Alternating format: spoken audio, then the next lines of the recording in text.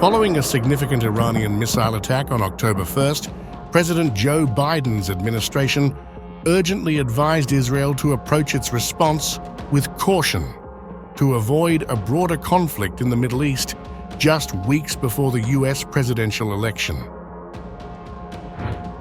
The Iranian missile barrage could have resulted in thousands of casualties had Israel, supported by U.S. military capabilities, not successfully intercepted the threat.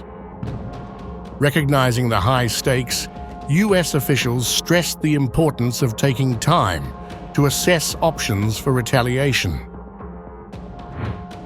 In the weeks leading up to Israel's airstrikes, U.S. officials emphasized the need for restraint, fearing that a swift reaction could escalate tensions and draw other regional players into a larger confrontation.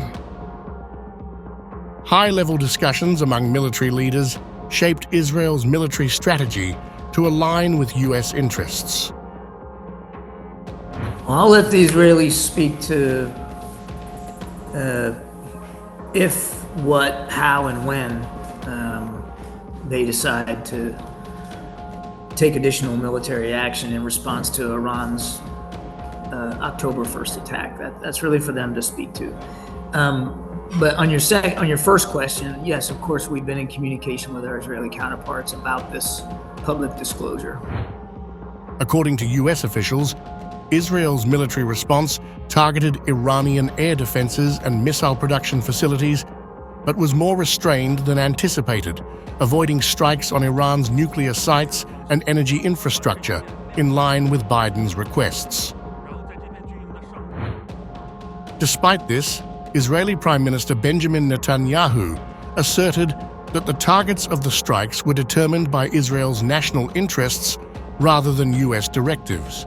He stated, Israel chose in advance the attack targets according to its national interests and not according to American dictates.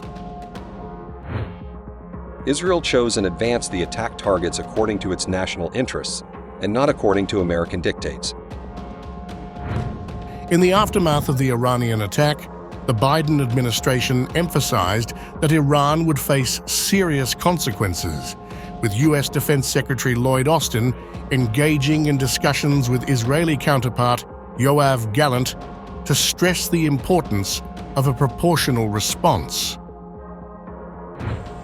Simultaneously, U.S. Secretary of State Antony Blinken engaged with European and Arab allies to emphasize that while Israel would respond to Iranian aggression, the U.S. was working to calibrate that response to deter future attacks without triggering a broader war.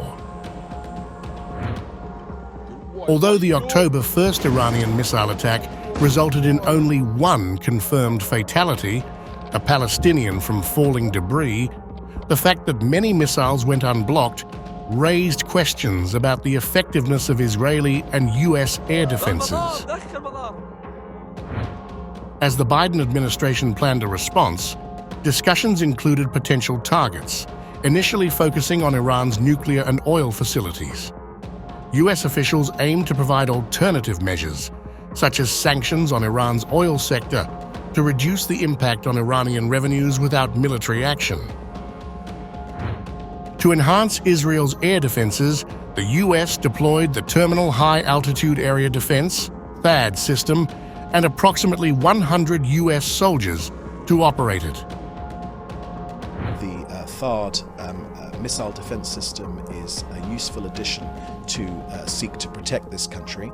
And of course it does show in not just in words but in deeds as well, the US willing to defend this country as the US itself says, its ironclad commitment to Israel's defense. Why did you decide to give the permission for the THAAD to be deployed in Israel?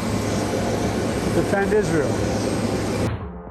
As tensions escalated between Israel and Iran, the U.S. conducted military operations against Iran-aligned groups in Yemen, signaling its readiness to respond to Iranian aggression. Pentagon described these strikes as a demonstration of U.S. military capabilities and a warning to Iran. U.S. military forces, including U.S. Air Force B-2 bombers, conducted precision strikes against 5 hardened underground weapons storage locations in Houthi-controlled areas of Yemen. It also sends a clear message to the Houthis that there will continue to be consequences for their illegal and reckless attacks, which put innocent civilian lives and U.S. and partner forces' lives at risk. As Israel considered its military options, U.S. officials clarified that while they supported Israeli actions, any strikes on Iran's nuclear sites would require careful consideration and coordination with U.S. intelligence, emphasizing that now was not the time for decisive military action. We are resolute in our defense of Israel when it comes to attacks it's receiving from Iran, from Iran's proxies. And we stand with Israel and will always stand with Israel in its defense. It's also very important that Israel respond in ways that do not create greater escalation and do not risk spreading the conflict. Biden's efforts to restrain Israel's military response have drawn criticism from some quarters, particularly among Republican lawmakers who argue that the administration has limited Israel's ability to confront Iranian threats effectively. Former President Donald Trump has also criticized Biden's approach, asserting that it leaves Israel vulnerable in critical moments and undermines its ability to defend against ongoing dangers posed by Iran. Well, I think he's going to do what he wants to do, and I think he has to do that. Biden was giving him some very bad... Look, Biden has been historically horrible in foreign policy. Incompetent, I would say. What you do is anything he says, do the opposite, and you'll be brilliant if you do the opposite. But he gave him instructions not to do anything, and Israel was under great danger. They're under much less danger right now than they were 1 month ago. Let's face it. Experts warn that the ongoing cycle of strikes and retaliations may lead to a heightened risk tolerance within Israel. Critics suggest that if former President Donald Trump were to win the upcoming presidential election, Israel might feel emboldened to adopt a more aggressive stance against Iran, believing it could act with fewer repercussions.